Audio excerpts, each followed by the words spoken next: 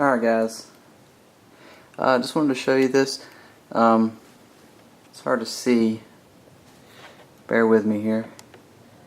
Right there is a bracket. That is the aft support mount for the rudder. Only the front, which is way up there, you can't see it, has a clamp with a bolt. This one is just a clamp. There's no access from the side. They probably meant for you to put a bolt in there, but I went ahead. Oh, there it is. Shoot, I was looking at the wrong area. Okay, so I went ahead and put a bolt and a lock nut in there on that aft clamp. I don't think they put one in theirs, but I'm going to anyways. It's just one more thing to help support that rudder. It's a pretty big rudder, and like I said, this jet's being a 3D kind of jet, you're going to use a lot of rudder. And I put it's hard to see, put a lock nut. You can see the bracket coming in. It sits against a piece of ply glued in, and I put a little bit of longer bolt, and then I just put a lock nut on the bottom of that bolt just to keep it you know, from vibrations and stuff like that, causing that thing to work out somehow. But other than that, that's interesting. I don't know.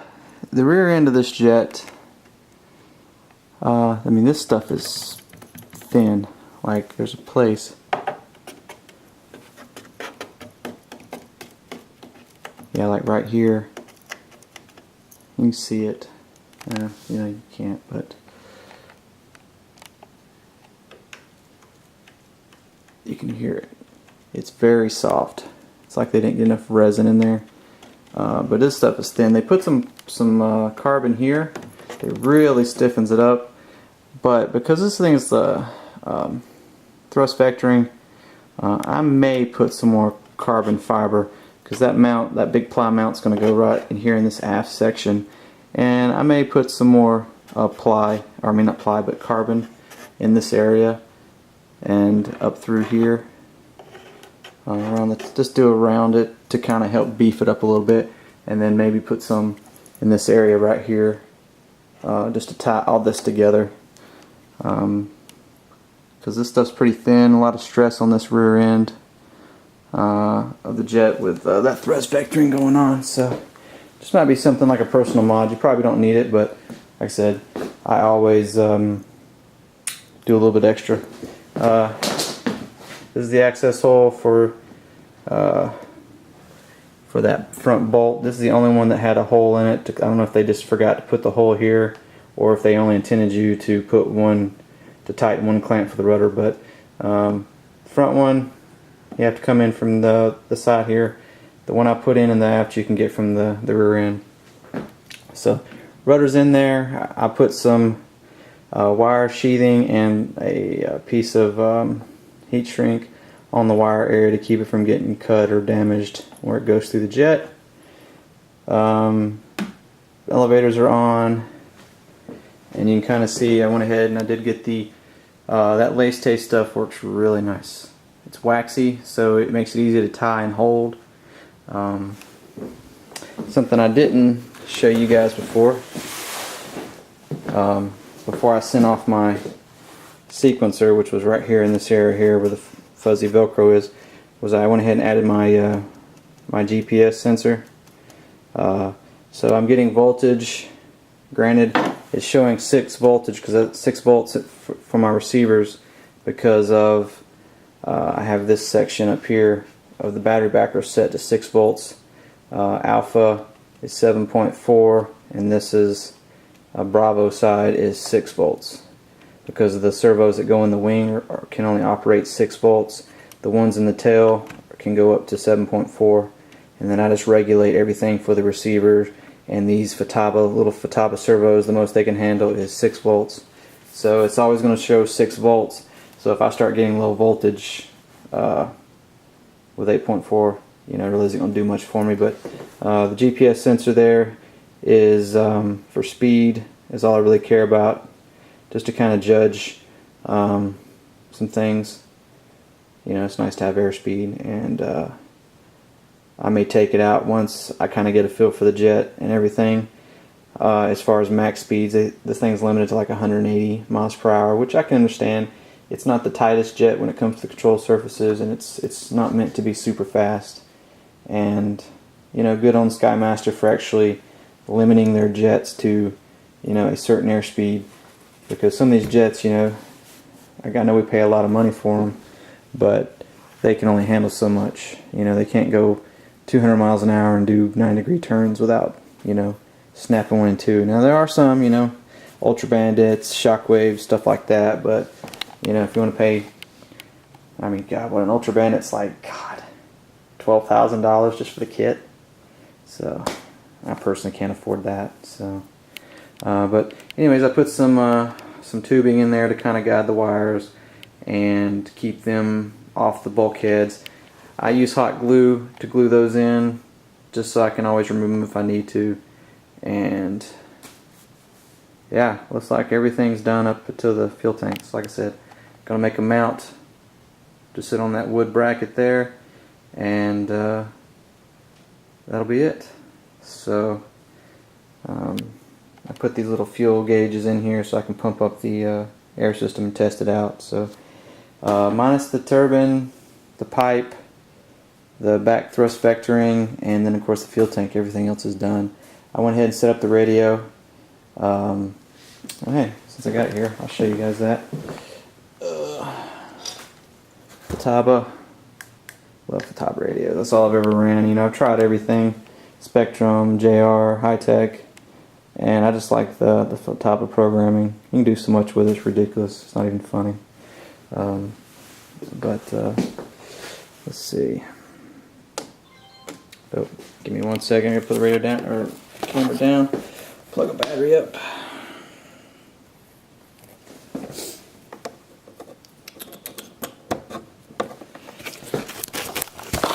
But it comes in handy, kind of knowing it all. You know, you need to help somebody out. It's always nice.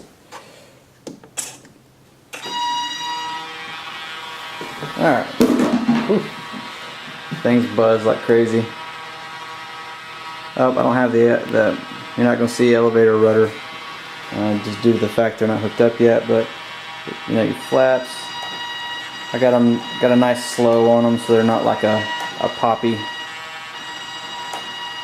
And then your ailerons. And brake, or nose wheel. It's hard to see.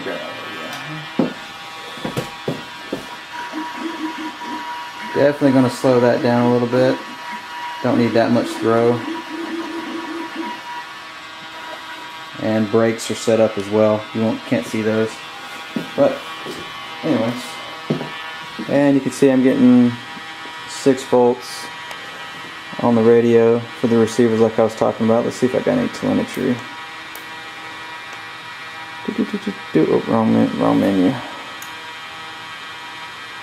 These little things here work great for the touchscreen.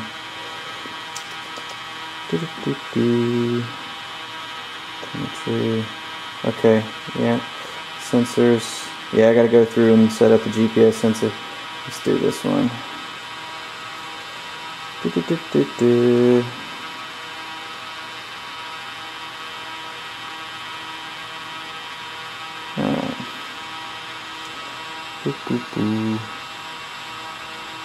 And which one is this? Let's see. The 1675. Okay, it's not on this one. Let's try 10. Nope. 1672. Let's go 7. Oh wait, try 12. Well, that's interesting. It's not showing the sensors.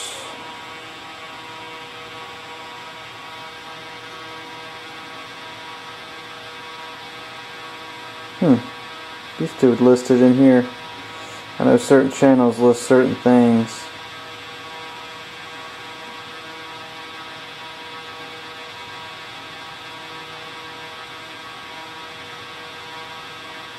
Yeah, it's not listing it. I'll have to figure out what's up with that. Let's try one down here lower. Yeah, it's not showing the sensor. I have to mess around, see if I can figure that one out. Alright, oh well. Anyways, get back to this. I'll work on. Oh, this wing has a little bit of pitting in it. It didn't get a good surface. Anyways, let me turn these off. But coming down to the wire, I may go ahead and use one of my King Techs just to kind of. I'm not going to hard mount anything with the turbine. I'm going to go cutting my turbine rails with it. So I may just go ahead and use it just to kind of mock up the installation for the turbine so I can finish everything up and just be waiting on it. I could fly it with a King Tech 170. Worst, push come to shove, I may do it. Those turbines need to be ran anyways. Had them for, gosh, 2 years, 2+ years, and they haven't been ran yet. So, anyways, you guys take it easy. I'm gonna get. I gotta go do some real work, and I'll get some more stuff done this evening. You guys have a good day. Oh. And for those you don't know, I do have the build going on RC Universe. Not much activity. I don't know if it's just the fact that it's such a simple jet. People don't really care. I don't know, I'm not getting much feedback on the build this time. But all the videos are going to be on my YouTube page. I'll keep posting a link. It's in my signature on RC Universe if you're interested. If not, the pictures are there. But you guys take it easy.